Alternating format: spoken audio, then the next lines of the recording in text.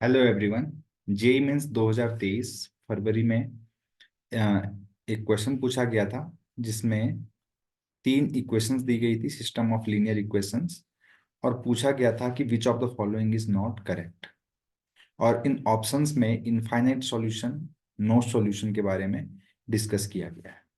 तो देखिए, अगर सिस्टम ऑफ लीनियर इक्वेशंस है उसके इनफाइनाइट सॉल्यूशन और नो सॉल्यूशन की जो कंडीशन है उसको जान लेते हैं। अगर delta is not equal to zero होता है तो यूनिक सॉल्यूशन होता है।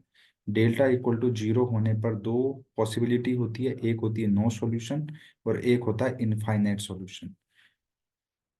इनफाइनाइट सॉल्यूशन कब होता है? जब delta x equal to delta y equal to delta z equal to हो जाता है जीरो, तब होता है infinite solution, otherwise no solution, है ना। तो चलिए, तो सबसे पहले जो मेन क्राइटेरिया वो डेल्टा का है, तो सबसे पहले डेल्टा को कैलकुलेट कर लेते हैं।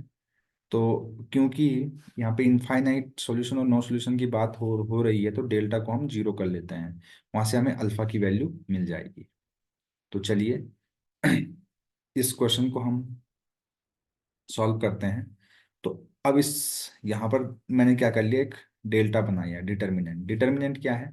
जो यहाँ पर वैल्यू दी गई है, जो यहाँ पर वैल्यू दी गई है, यानी कि जो यहाँ पर एक्स वाई और जेड के कोइफिशिएंट है उनसे मैंने एक डिटर्मिनेंट बनाया। अब इस डिटर्मिनेंट को मैं सॉल्व करने वाला हूँ।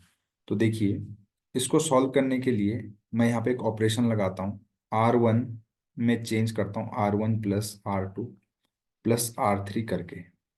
तो ऐसा करने से मुझे मिलेगा alpha plus two, alpha plus two, alpha plus two, यहाँ पे मिलेगा वन वन, अल्फा वन और वन अल्फा। सही बात है। ऐसा करने से देखिए, ऐसा जब हमने कर लिया तो अल्फा प्लस टू को हम कॉमन ले सकते हैं। तो अल्फा प्लस टू को हम कॉमन ले लेंगे तो one one one, one alpha one, one one alpha. इस तरीके से हमारे पास ये एक्सप्रेशन आ जाएगा। इसको मैं फर्दर सॉल्व करूंगा तो यहीं से मैं कर दे रहा हूँ, थोड़ा मेसी टाइप से हो गया है, बट आप ध्यान से देखिएगा। यहाँ पर मैं क्या कर लेता हूँ, R1 में फिर से चेंज करता हूँ, R1 माइनस R2 करके। ऐसा करने से मुझे ये क्या मिल जाएगा, अल्फा प्लस टू तो पहले से ही था, और ये कुछ हो जाएगा जीरो, और वन माइनस अल्फा और जीरो, वन अल्फा वन और वन वन अल्फा। राइट। इसको फर्दर सॉल्व करते हैं। तो इसको सॉल्व करेंगे आप जब फर्स्ट रो के अलोंग जब इसको सॉल्व करेंगे तो ये कुछ हो जाएगा अल्फा प्लस टू और वन माइनस, क्योंकि यहाँ पे प्लस लेते हैं, यहाँ पे माइनस, यहाँ पे प्लस। तो अगर यहाँ पे माइनस साइन लेंगे इसके साथ तो अल्फा माइनस वन हो जाएगा। और इसको हम हाइड कर लेंगे, one into alpha, alpha minus one equal to zero. Zero क्यों कर रहे हैं? क्योंकि हमें नो सॉल्यूशन और इनफाइनाइट सॉल्यूशन को कंपेयर करना है। राइट। तो यहां से मुझे अल्फा की वैल्यू एक मिलेगी माइनस टू, और अल्फा की वैल्यू मिलेगी वन। ठीक है। चलिए, अल्फा की दो वैल्यू मिली। अगर मैं अल्फा की वैल्यू, ध्यान दीजिएगा, है ना, beta, alpha one beta one, यहाँ पे तो ऐसा कोई ऑप्शन नहीं, हाँ अल्फा वन और बीटा वन। देखिए, अल्फा की वैल्यू वन आ गई है, तो मैं अब कौन कौन से ऑप्शन में दे सकता हूँ? मैं फोर्थ ऑप्शन में देख सकता हूँ। तो अल्फा की वैल्यू वन आई और यहाँ पे बीटा की वैल्यू वन। तो अगर मैं अल्फा और बीटा की वैल्यू को वन वन कर दूं, आप ध्यान से देखिएगा, अगर मैंने अल्फा और बीटा की वैल्यू को वन वन किया, जस्ट वन सेकेंड, अगर मैंने यहाँ पर वन किया, यहाँ पर वन किया, यहाँ पे वन किया, यहाँ पे वन किया, तो आप ध्यान से देखिए, ये x plus y plus z equal to one, x plus y plus z equal to one, x plus y plus z equal to one हो गया। यानी कि तीनों ही इक्वेशन सेम हो गई, को इंसिडेंट। तो जब कोई भी तीन इक्वेशंस को इंसिडेंट होती हैं तो उसके इनफाइनाइट सॉल्यूशन होते हैं। क्या होते हैं? Infinite solution. तो ये वाला ऑप्शन, इसने बोला which of the following is not correct, तो ऑप्शन के अकॉर्डिंग ये तो सही बात हो गई, तो सही बात हो गई, तो ये हमारा आंसर नहीं हो सकता है। अब बात है अल्फा इक्वल टू टू पे। राइट। तो यहां से मेरी अल्फा की वैल्यू माइनस टू आई है। राइट। तो अल्फा की वैल्यू माइनस टू आई, तो अल्फा इक्वल टू अगर मैं -2 रखता हूँ तो मुझे पॉसिबिलिटी मिल रही है कि नो सॉल्यूशन हो सकता है। क्या हो सकता है? नो सॉल्यूशन हो सकता है। तो चलिए अल्फा की वैल्यू -2 रखते हैं। तो अल्फा की वैल्यू अगर -2 और बीटा की वैल्यू 1 रखूं, देखिए यहाँ पे इसको 1 रखूं अगर बीटा की वैल्यू को, और अल्फा की वैल्यू को अगर मैं -2 रखूं और यहाँ पर भी -2 रखूं। अब आप बोलेंगे आपने यहाँ पर -2 क्यों रखा? क्योंकि देखिए मैंने अभी आपको बोला अगर ये तीनों ही जीरो हो जाएं तभी इनफाइनाइट सॉल्यूशन होंगे। अगर ये तीनों का वैल्यू जीरो नहीं होता है तो नो सॉल्यूशन होगा। अब मैं नो सॉल्यूशन चेक करना है तो मैं इस वैल्यू इन दोनों वैल्यू को यहाँ पे पुट करके चेक कर लेता हूँ। अगर इसका वैल्यू आ गया नॉन जीरो तो डेफिनेटली इस वैल्यू पर नो सॉल्यूशन तो होने वाला है। तो चलो इसको कैलकुलेट करते हैं हम अपने सारस मेथड से। 1 - 2 1।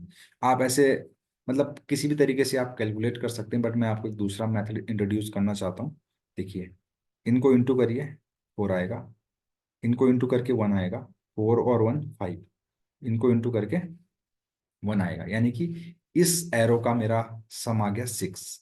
माइनस करूंगा, अच्छा इस एरो के अलोंग करोगे तो इंटू करने पे 1 × 1 × -2 करोगे तो आपको -2 मिलने वाला है। यहाँ से 1 मिलने वाला है, यहाँ से -2, तो -2 -2 -4, और 1 करोगे तो -3, तो यहाँ पे -3। तो यहाँ से आप देख सकते हैं कि आंसर आपको मिलने वाला है 9। क्या मिलने वाला है? 9। तो जब आपने अल्फा इक्वल टू -2 रखा तो आपको आंसर क्या मिलने वाला है? माइनस सॉरी 9 मिलने वाला है। तो यानी कि डेल्टा एक्स का वैल्यू तो नॉन जीरो आ गया। नॉन जीरो आ गया तो नो सॉल्यूशन होगा। तो नो सॉल्यूशन होगा, इसका मतलब ये भी हमारा आंसर नहीं हो सकता है। राइट। अब इसने अब इसने बोला कि अगर अल्फा इक्वल टू 2 है, बीटा इक्वल टू -1 है, तो इसके इनफाइनाइट मैनी सॉल्यूशंस होंगे। तो यानी कि इनफाइनाइट मैनी सॉल्यूशन के लिए डेल्टा एक्स भी जीरो होना चाहिए, डेल्टा वाई भी जीरो होना चाहिए। तो चलिए मैं एक बार इन वैल्यूज को पुट करके देखता हूँ। 2 और बीटा की वैल्यू को -1 पुट करके देखता हूँ किसी भी वैल्यू पे। चलो मैं डेल्टा वाई में रख के देखता हूँ। डेल्टा वाई में मैंने अल्फा की वैल्यू को रखा 2 और बीटा -1। तो यहाँ पे रखा 2, यहाँ पे रखा 2, यहाँ पे रखा -1। अब इसको कैलकुलेट करके देखता हूँ क्या इसका वैल्यू जीरो आ रहा है, वो मैं चेक कर लेता हूँ। तो 2 1 1 1 1 -1 लिखना है आपको। ठीक हो। डिटर्मिनेंट कैलकुलेट करने का दूसरा मेथड भी होता है, एक दो मेथड और होते हैं। ठीक है, तो हम इसको बोलते हैं सारस मेथड। 2 2 जा 4। मैंने ये दो दो कॉलम कहाँ से लिखे हैं? ये इस कॉलम और इस कॉलम को कॉपी किया है। तो 2 2 जा 4। 1 1 1 का इंटू करोगे तो 1 आएगा, यानी कि 5 हो गया। 1 1 -1 का इंटू करोगे तो -1 हो गया।